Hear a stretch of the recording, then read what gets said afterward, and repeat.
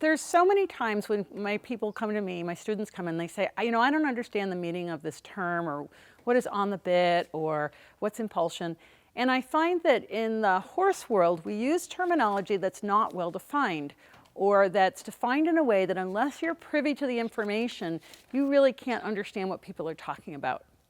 I think it's really important that we use words, or at least discuss the words that we're going to use, and define them in a way that's simple and easy to understand. That anyone, say a Martian landed and he was like looking at you ride the horse, you could easily explain to him what's going on.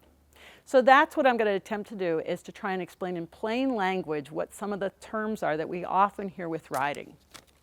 I'm going to start with one I hear a lot: harmony. People want to be in harmony with their horse. And the thing about it, it's a great idea, a great concept, but it doesn't tell us anything about what we want to do. So for me, when I think of harmony, I think about having to unify the horse and rider. We have to put them together as a working unit. And so what that means is we have to get the two bodies to work together so that they're not conflicting each other, that it's a clear communication from the rider to the horse and from the horse to the rider. When that communication is clear and simple, we're going to have harmony. To have unity,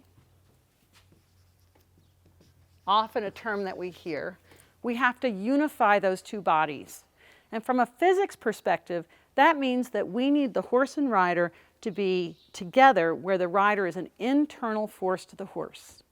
In other words, if the rider is hitting on the horse and hitting on his back, there's no unification of the two bodies. If I'm going to go with my horse, then I have to unify my movements to the movements of the horse, meaning that I have to move in precisely the same manner in which the horse is moving through the parts of my body that are in contact. So that to me would be unifying the two bodies, and so oftentimes that saddle is the interface between the two, so that we can have unity. So those are more sort of generalized concepts that people talk about.